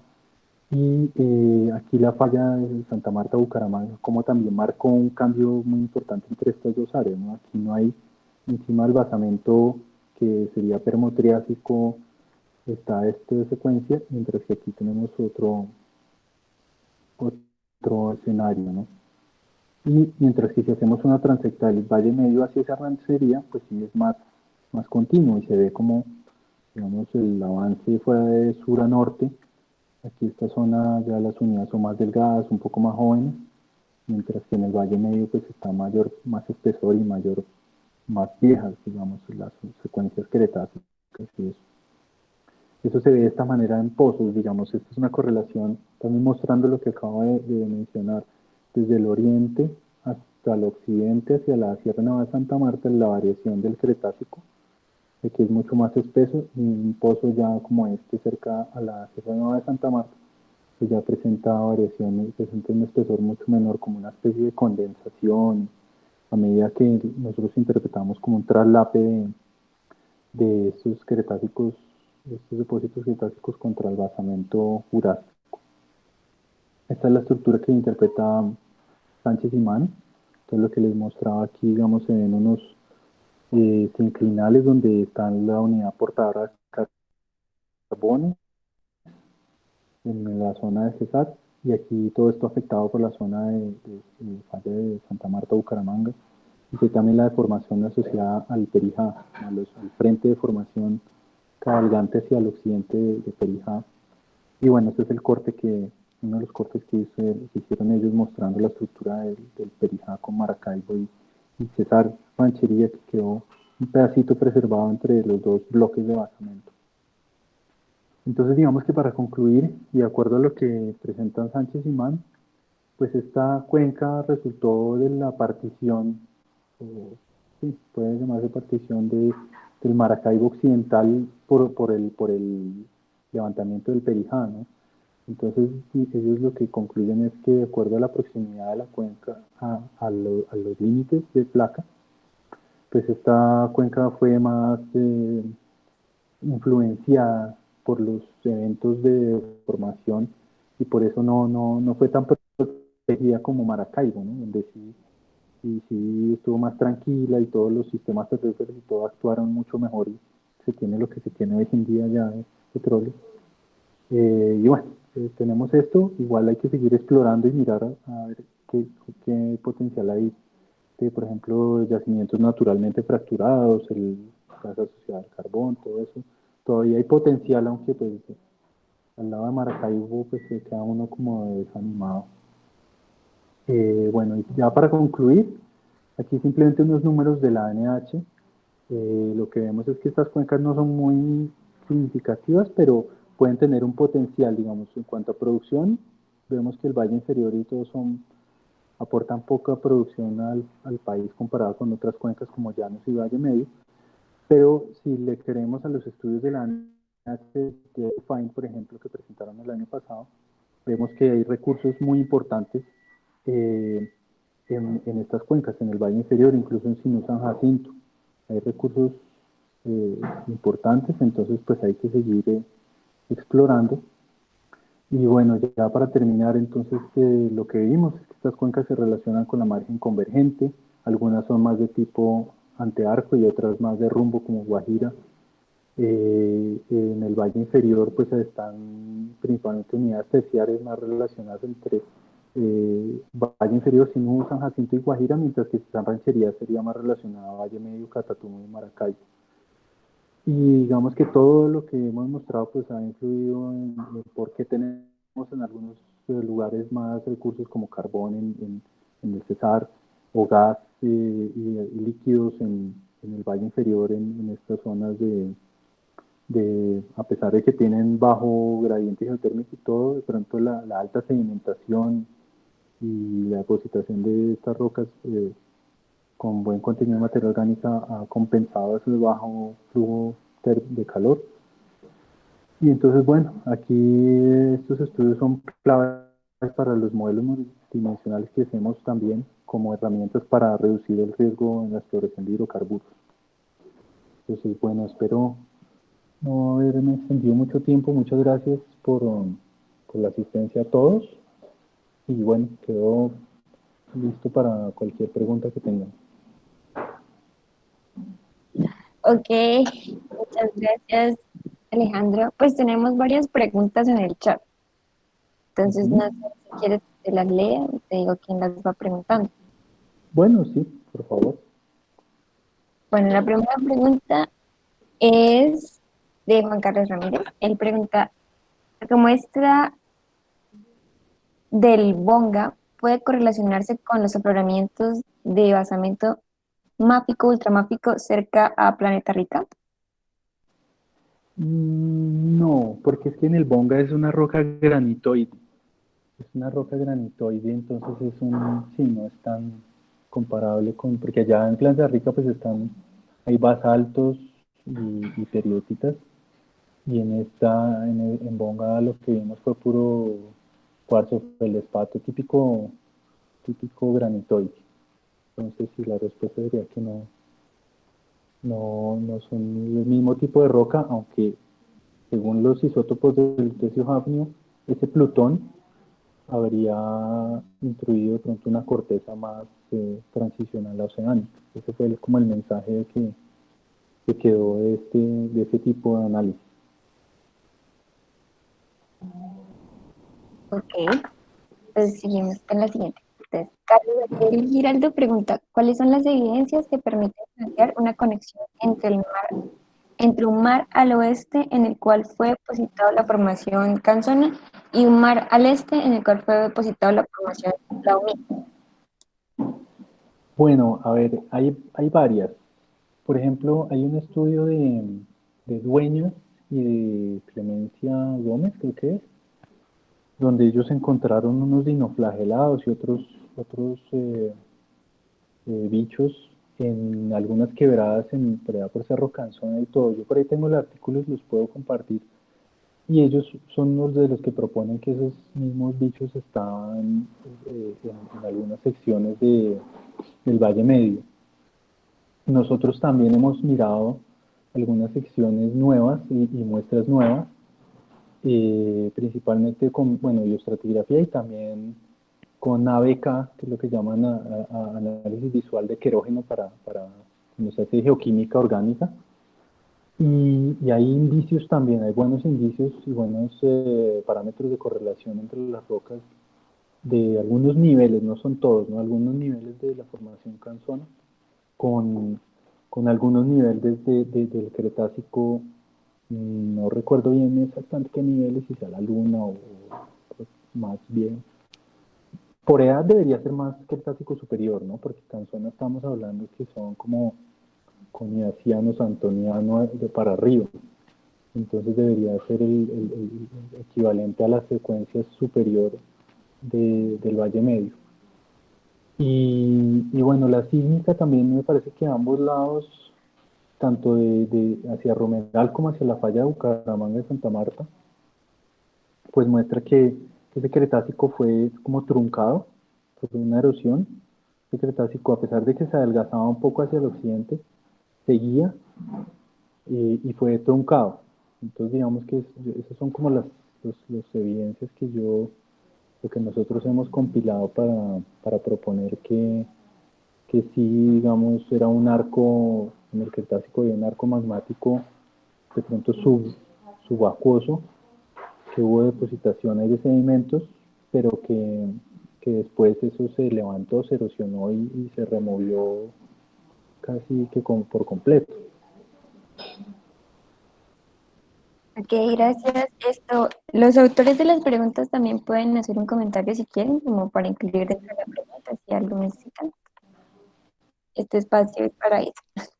Y la siguiente pregunta, entonces, es de Eduardo Osorio, que pregunta que si en las últimas líneas sísmicas que mostró, que él dice que cree que es la sección 4, el Cretácico no continúa al Sinú offshore o su equivalente a la cuenca Bahía. A ver, las líneas sísmicas sería cuando mostré lo del valle inferior. O...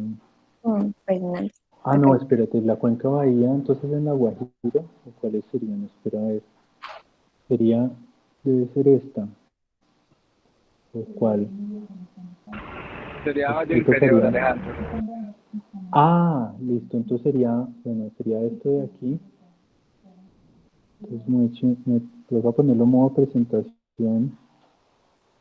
A ver, entonces aquí sería trun, trun, trun. O sea, la pregunta es si de aquí hacia el costa fuera el Cretácico no continuaría hacia el prisma de acreción y eso. Exacto, es que según la sísmica que tú muestras parece que se troncara o se chocara contra un alto en la sección 4. Ah, sí, en esta que está aquí. Pues madre, pues a ver, lo que pasa es que eso es un tema complicado, ¿no? Que justamente estamos también debatiendo y ahí con los...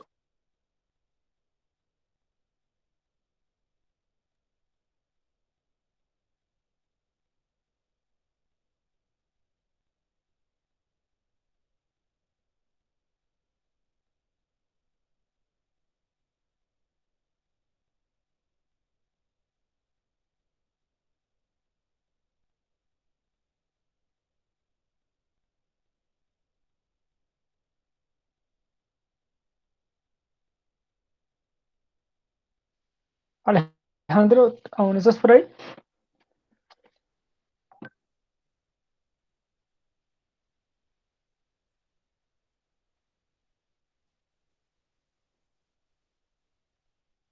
Alejandro, ¿nos escuchas?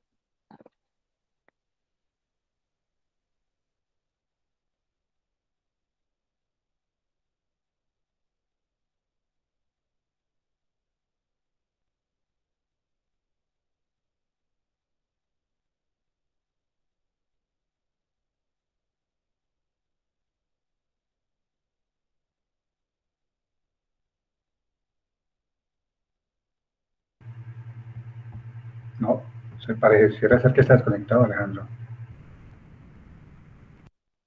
Pues sí, ya salió de la reunión.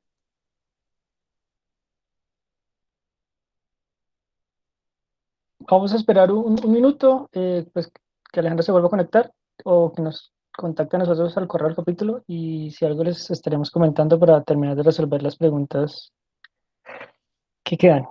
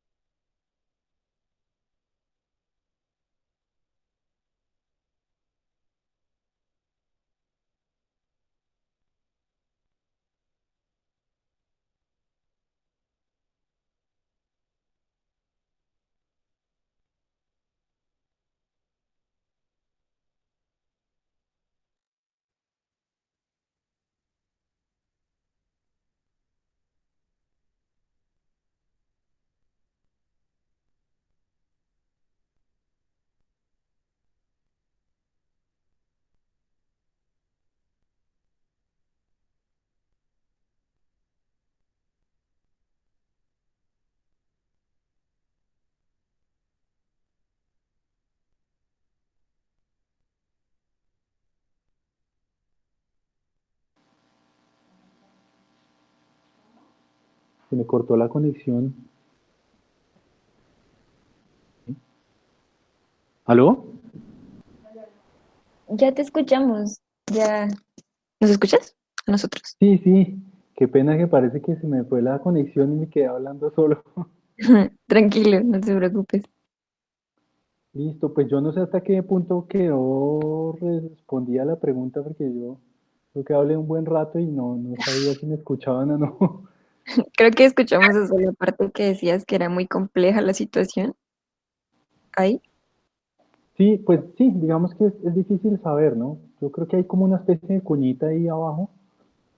No debe ser muy gruesa por lo que les decía, pues porque el espacio de acomodación ahí no parece que fuera, parece que la mayoría de sedimentos fueran neógenos, o sea, es una cosa.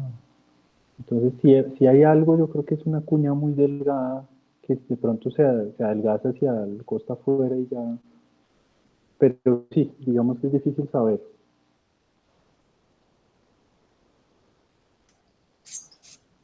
Ok, gracias. Seguimos entonces con las preguntas. Entonces, otra de Juan Carlos Ramírez es ah, si es una pregunta, las trayectorias de la placa Caribe reconstruidas usando G-plates son diferentes si se usan un punto en los llanos en lugar de usar el centroide de la placa suramericana, mostrando un cambio radical en la trayectoria alrededor de 11 millones de años. Uy, déjame ver si entendí. Pues a ver, lo que pasa es que no sé si están viendo mi pantalla, no creo, pero me los comparto. No, Bueno, los mapas que mostré de Gplay son con respecto a Sudamérica fijo, ¿no? Entonces, digamos que es más para mirar cómo es la convergencia, porque si ustedes miran, pues en realidad, tanto si uno toma un modelo con base en, eh, en el manto, o sea, en la divergencia de la dorsal mesoceánica, pues tanto el Caribe como Sudamérica están moviéndose hacia el occidente, ¿no? Lo que pasa es que el Sudamérica va más rápido y a nuestro modo de ver, pues va cabalgando sobre el Caribe, pero digamos que para ilustrar más fácilmente esos cambios que yo mostré, pues fue que, y creo que en la mayoría, en varios modelos de G-Plates está así, con la placa del Caribe estacionaria o quieta. Eh, no sé si era esa la pregunta o de pronto no entendí muy bien.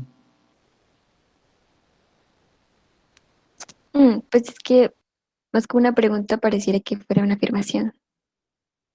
No Ah, sé. ya. Pues digamos, igual gracias.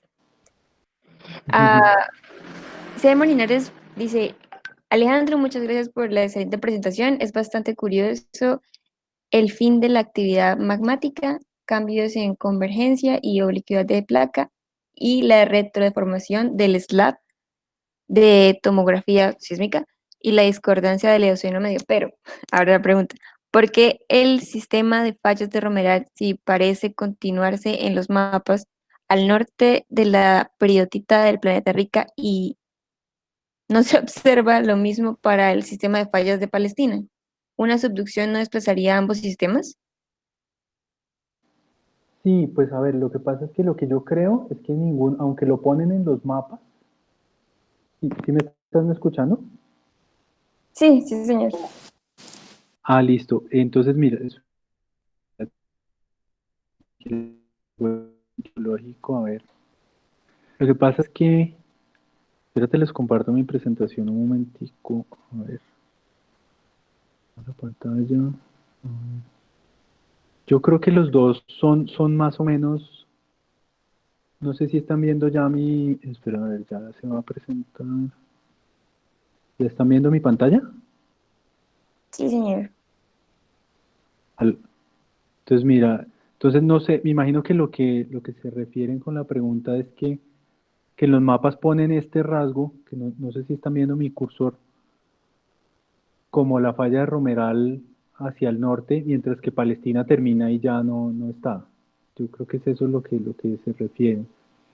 Lo que yo Pienso y lo que tratamos digamos, mostrar en el slide, que Romeral tiene actividad más o menos en esta zona sur, pero esto de acá para arriba, digamos que no es, para nosotros no es la falla de Romeral, es simplemente el basculamiento de todo este sistema que se levanta, bascula al valle inferior y entonces aquí aflora algo más viejo, pero por acción de las fallas aquí del prisma de acreción y la zona ya del Caribe, el cinturón deformado del Caribe, digamos. Pero como les mostré en algunas líneas, incluso en esta que tengo aquí, la falla de Romeral está prácticamente inactiva en esta zona norte, que más o menos coincide con la inactividad de la falla de Palestina. O sea, para nosotros, digamos que yo desde este punto hacia el norte no veo actividad de Romeral ni de Palestina. Entonces, no, digamos que de pronto, yo no sé si Germán Duque o los primeros pioneros, digamos, que estudiaban acá, pues extendían con el criterio de que todo lo que aflora aquí, pues era limitado por Romeral hasta prácticamente hasta la costa. Pero lo que la sísmica para nosotros muestra es que la actividad de la falla, sobre todo en el centro y norte del valle inferior, no ha sido fosilizada o sellada por secuencias más jóvenes. Vale, muchas gracias. Entonces, la siguiente pregunta de Luz Adriana Díaz es una pregunta pequeñita que ella hace. Dice, cuando mostraste las dos familias de fallos en la sección sísmica, ¿la sección a qué zona de la cuenca correspondía? Esta slide, ¿cierto? Eh, entonces, ¿cuál será Eh, la sección ahora que... Buenas tardes. No, disculpa, creo que es la Hola. diapositiva ven más arriba. Buenas tardes, Alejandro, muchas gracias. Esa Ah, sí, diapositiva. Sí, esta. señor. Ah, tú preguntas por la sección sísmica que está aquí mostrada. Sí, cuando nos comentabas que las dos familias de fallas y las que son con rumbo, bueno, con orientación noroccidente-sur, perdón, nororiente-suroccidente correspondían Al a, RIF. exacto. Sí, pues esta sísmica que muestro aquí está más relacionada al sistema de fallas 2, que es la roja, y que yo, digamos aquí, no sé si estás viendo, en este parte norte, ya pasando a San Jacinto, al norte de San Jacinto, aquí hay un cuadrito. Ese cuadrito es este 3D que tengo acá. Ah, Entonces, ok, perfecto. estas fallas son como esas, yo traté de dibujar ahí un poquitico punteadas unas fallas que no sé si se alcanzan a ver. Son esas, que serían lo que nosotros pensamos es que toda esta parte, lo que pasa es que en el valle inferior, digamos que la extensión se mantiene, digamos, no ha sido deformada como en San Jacinto, que sí, si había rasgos pre-miocenos, pre-oligocenos viejos, pues se borraron o están oscurecidos por la fábrica, digamos, que se ve hoy, que son estas fallas sur, occidente, nororiente, puramente por la convergencia y la contracción.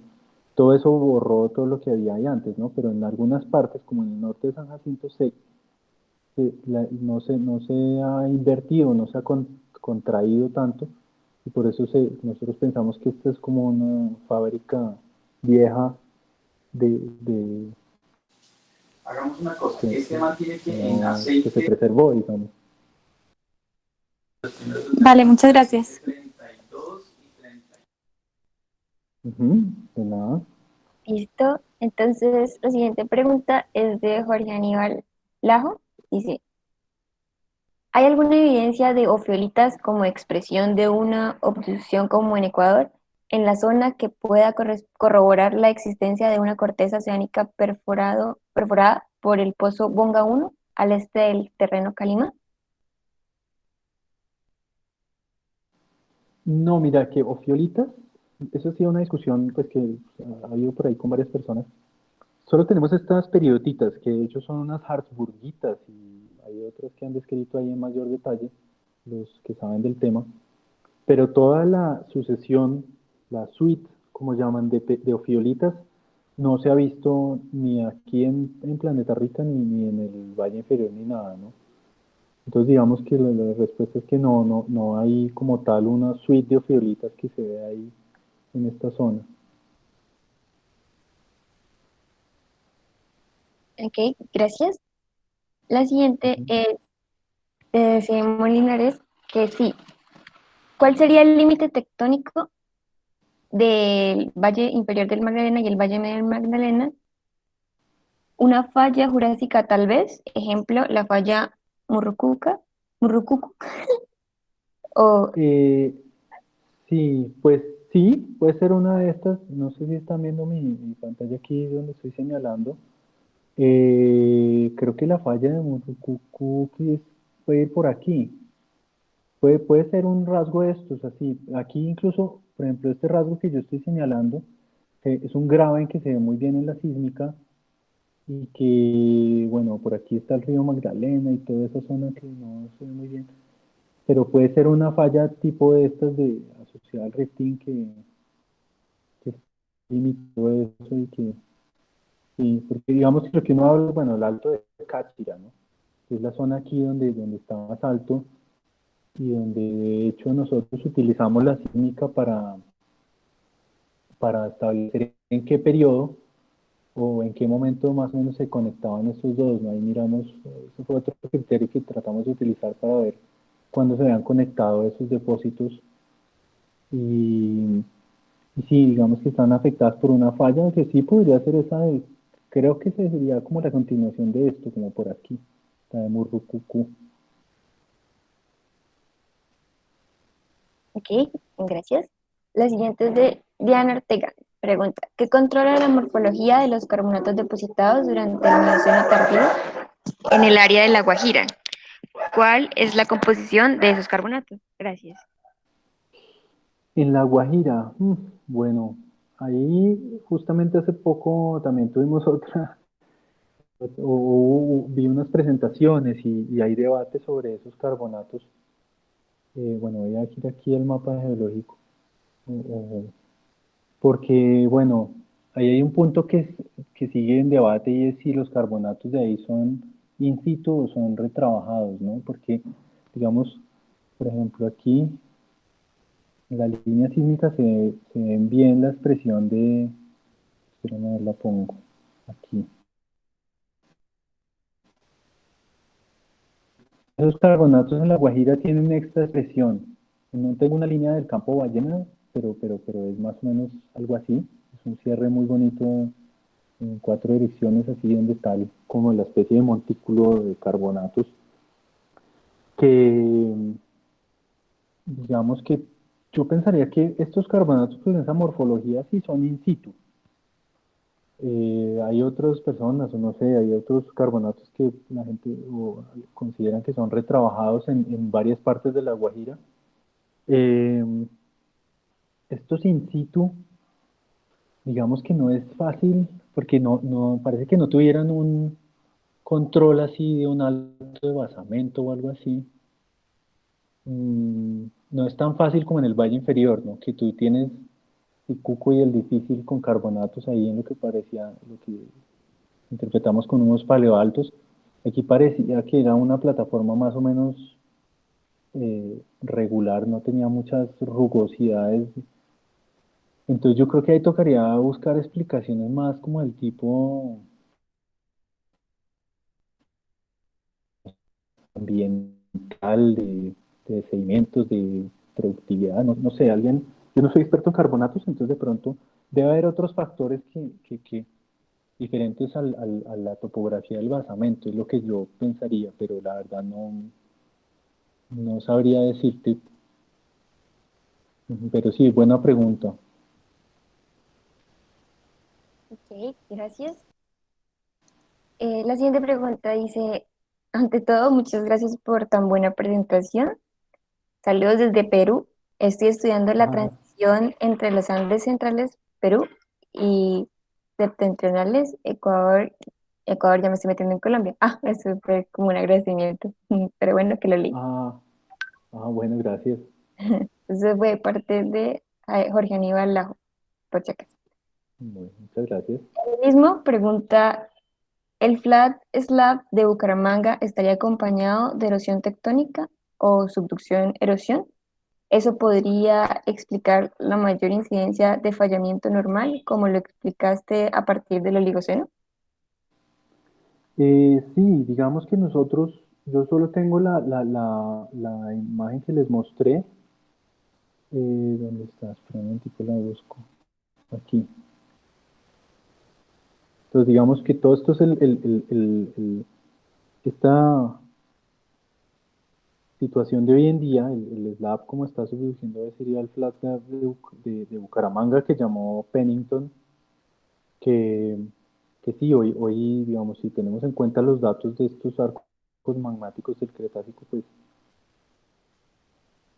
tocaría mirar qué tanto de la margen actual sufrió esa erosión, porque definitivamente lo que yo mostré ahí es que sí hubo lo que se llama subduction erosion. Entonces, por ejemplo, si miramos aquí, esta sección es más o menos aquí, en el centro entonces, si digamos el arco magmático seguía, no sé si por aquí tenemos algún dato. Nos toca seguir haciendo análisis porque, por ejemplo, con el dato de coral, el pozo coral, espérame, me pongo aquí ¿dónde está el mapa? Aquí, pozo coral, aquí. Entonces, aquí tenemos este arco, aquí también tenemos un arco, tenemos dos edades, 74 y 232, que son lo mismo que tuvimos en varias partes. También hay un Plutón Cretácico. Este no tiene lutecio hafnio, pero digamos que aquí la situación es la misma. Está cerca a la fosa, entonces toda esta zona sí fue erosionada hacia el norte. Incluso yo creo que también, como se tiene esta curvatura, prácticamente yo creo que toda la margen sufrió de una intensa erosión por subducción. Eh, ¿Qué más era la pregunta? Se me fue. ¿Qué más me has preguntado? Él pregunta que si eso podría explicar la mayor incidencia de fallamiento normal, como la explicaste a partir del Oligoceno. Mm, bueno, si se quita un pedazo de ahí, por ejemplo con estos modelos de aquí, mm, puede ser, sí. Sí, digamos que no lo he analizado muy a fondo, pero de pronto si uno le quita un pedazo a esa placa, de pronto libera algunos esfuerzos y pues, lo que pasa es que pues, nos tocaría mirar la orientación si fueran fallas normales más bien paralelas a la margen o algo así, pero de pronto sí incidió en la extensión, ¿no? En la reactivación de extensión del Oligoceno en adelante. Es posible, pero es algo que la verdad no he analizado muy a fondo. Habría que analizarlo más en detalle. Ok, gracias. Y ya para finalizar, la última pregunta es de Sergio Andrés Félix y dice: Alejandro, muchas gracias. ¿Usted considera que el Cretácico se conserva en toda la subcuenca Sinú y que realmente podría ser la roca generadora? En Sinú, bueno, depende de lo que uno considere como la parte onshore o si es Sinú hacia el ritmo de acreción, porque, a ver, voy a poner otro mapita por aquí. Bueno, digamos en esta. Digamos, Sinú, como lo definió Germán Duque Caro, por ejemplo, pues este es el lineamiento del Sinú. Entonces, Sinú sería todo esto que tiene partes en continente y partes subacuosas, ¿no? Eh, pues es parecido a la pregunta que me hicieron antes, ¿no? Si hay Cretácico hacia esta zona, porque digamos que hay evidencias. Nosotros sabemos que hay Cretácico por aquí en Tolú, en Morrosquillo, en Montería, en el Cerro Canzona. Por aquí en esta zona hay Cretácico aflorando. Es probable, digamos, de pronto lo mismo que respondí antes, ¿no? Que de pronto si este lineamiento o este rasgo está haciendo un cambio entre lo que aflora aquí, que es más viejo, y aquí tenemos secuencias más jóvenes, mucho más espesas. Entonces de pronto todo eso se profundizó bastante y yo pensaría que puede haber algún remanente, alguna cuñita por allá debajo de todos esos sedimentos jóvenes. Y que bueno, ahí sí es difícil saber si, porque hasta ahora lo que se ha visto es que las acumulaciones en el costa afuera son más de tipo biogénico, ¿no?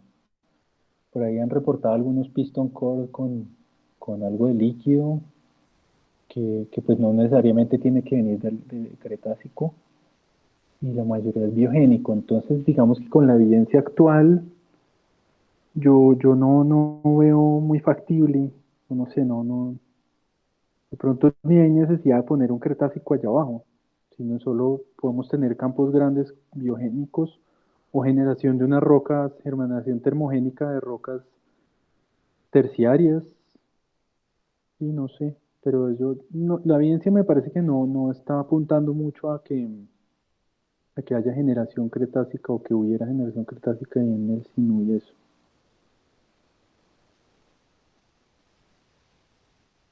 Perfecto, muchas gracias, Alejandro. Muchas gracias, sí. Con gusto. Entonces, esas fueron todas las preguntas.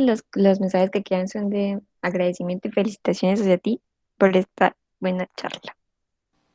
Bueno, pues muchas gracias. Espero que no haya sido muy larga y pues bueno, quedo a la orden por si hay alguna pregunta, si me quieren escribir al correo alejandro.mora@jocol.com.co.